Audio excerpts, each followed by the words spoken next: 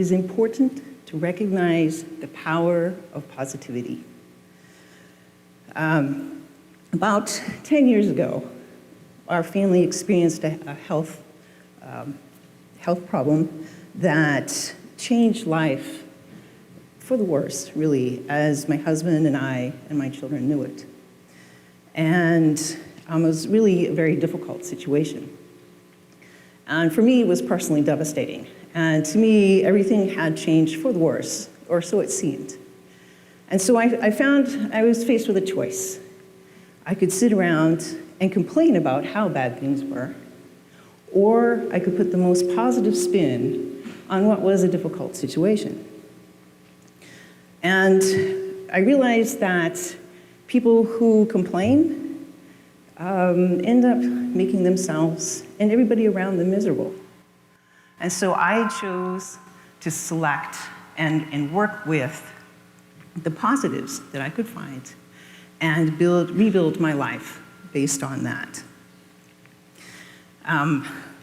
One of my brothers, who knew of my situation, commented on how he admired my coping skills. And I told him at that point of my decision. And he said, wow, it took me years of therapy to realize that. To me, it has seemed pretty simple. And I apply it every day to my life. This is my third year in Saudi Arabia. And I'd like to use a few examples of my experiences here to illustrate what I mean. One of my favorite quotes, and it has been very helpful here in Saudi Arabia, is by Wayne Dyer. And it says, if you change the way you look at things, the things you look at change. Good example. Our compound, quite often, we'd get up in the morning to try to go to work, and there would be no water. And we were getting pretty tired of having to heat water every other morning or so to get ready for work, and there were a lot of complaints on the bus. About that time, I was researching water conservation for my design sustainability class, and came across this statistic that many people in Africa exist on the average of 3 liters of water a day. And that's for everything. Double checking that statistic for this talk, I found that the number might be higher, but not by much. So, what we can use for one toilet flush is what some people are existing on for all their water needs. And that includes drinking, cooking, bathing, washing clothes, sanitary necessity. So thinking about that, the next time the water went off, I got up that morning and I said, I'm going to take a shower in 3 liters of water. I want to see if I can do that. Because I've ordinarily been using quite a bit more. And tried, and found that it's actually very difficult. There was soap left. What do you do? And it was just a shower. And I realized how fortunate I was, because I had the expectation that the water would come back on at some point, and that there would be plenty of it. Many, many people in this world do not. And so since then, and because I know that just about every drop of water that we use here is manufactured, I have been trying to conserve water as much as possible. So when you change your perception of things that appear to be negatives and turn them into positives, you not only change yourself, but you possibly change the people around you. The people on the bus didn't appreciate my comments. And maybe even the entire world. So there's that. Another component to positive outlook is humor. Laugh. Laugh with people. Make people laugh. Laugh at yourself. Even the most miserable situations can be helped by using a little humor. A little over a year ago, I was deported from Saudi Arabia. Me. And they still ask me here to talk today. Actually, it was over a visa misunderstanding. And I was lucky enough that the wonderful father of the lovely coworker who had been traveling with me managed to convince the Saudi Arabian officials that it was okay to deport me to Bahrain, which is nearby, thank goodness, rather than back to Europe. I was assured by my employer that it would only be a matter of hours, and they would have me another visa, and they'd get me back into the country. So I went to Bahrain and got a transit visa, which is good for about 24 hours. Should have known better. Saudi Arabia, like many countries in the world, things take a little longer than you would expect.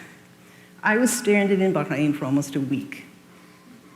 At the time, I had very little humor about it, but I was fortunate in that I had two friends who called me and checked on me every day to make sure I was okay, and that really did help. Within a day, of course, my Bahrainian visa had expired. 4 days later, when my university kindly sent somebody to rescue me and take me back to Saudi Arabia, I noticed as we were headed towards the border that the visa documentation that I had listed my occupation as escort. Ordinary enough word, except that in the United States, it means sex worker. So I looked at that, and I looked at the young man who was about the age of my youngest son, extremely handsome, charming young man. And I looked at that, I looked at him, and I went, I'll take it. So, in the course of a week, I was a deportee, an illegal alien, and an escort. And when I told my mother, she was so proud. Pretty funny, right? Actually, it was a very expensive, painful experience. But what would you rather hear? How frightening it was, or the story I just told? Find the humor. Another facet to positive outlook is to smile. Get up smiling. Smile at people. Smile just for the pure power that a smile carries. Mother Teresa is credited with saying, "Peace begins with a smile." And she also said that we shall never know all the good a simple smile can do. And I tend to agree with her. In this country, I have had the chance and the opportunity to connect with people just by virtue of a smile and a hello. It's been a really, really great experiences.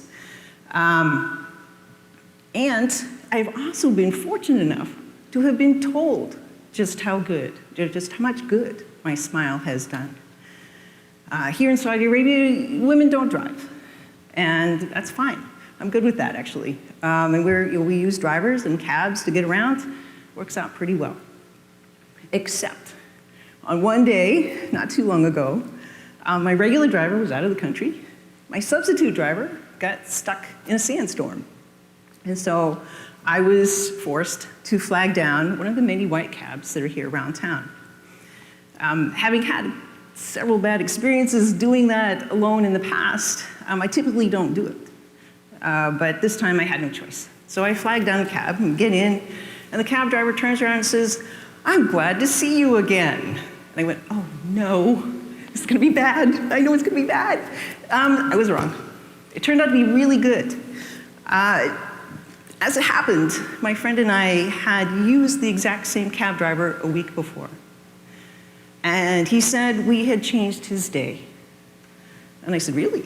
He said, "Yes." He said, "You were the first people in a long time that had gotten into my cab smiling and happy." He said, "It made me feel good and changed my day, that I knew that there were still happy people left in this world." So something that I barely remembered had had a profound effect on him.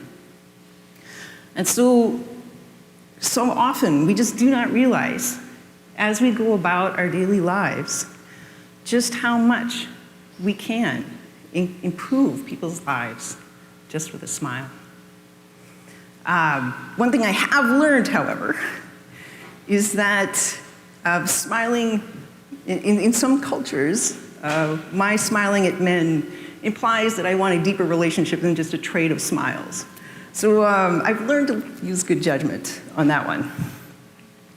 Yet another part of positive outlook is to embrace diversity. Everyone is important, no matter what. Country of origin, race, religion, age, gender, sexual preference, financial and educational status, height, weight, color of eyes, whether we have eyebrows or not. All right, so silly, right?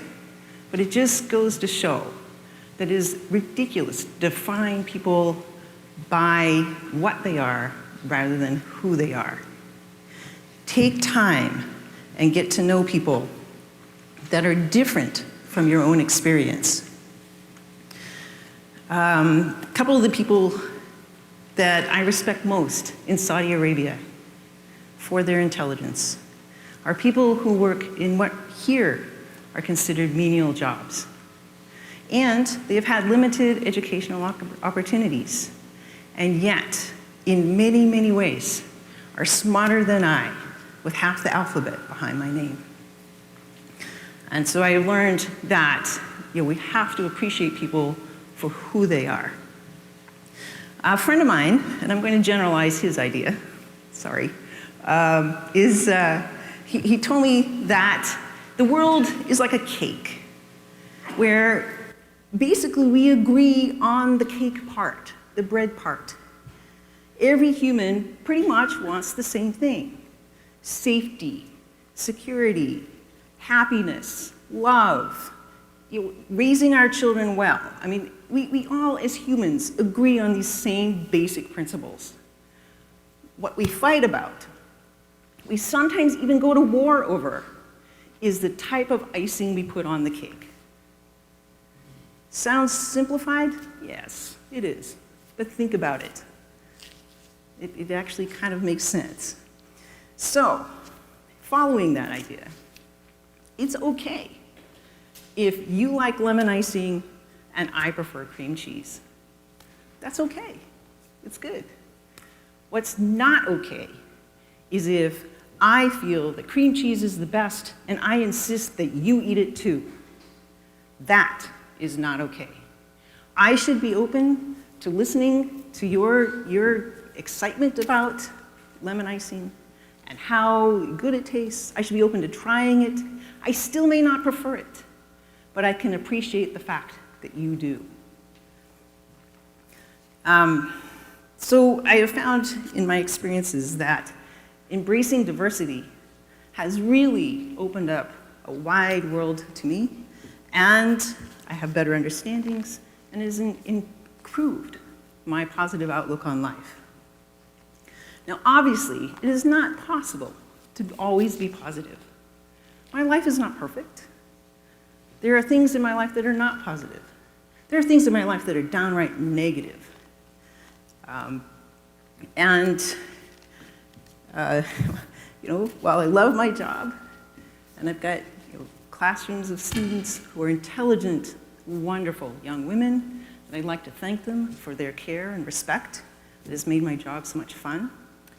The Saudi Arabian people that I have met are generous and also caring and will stop and help anytime they feel like you are in trouble.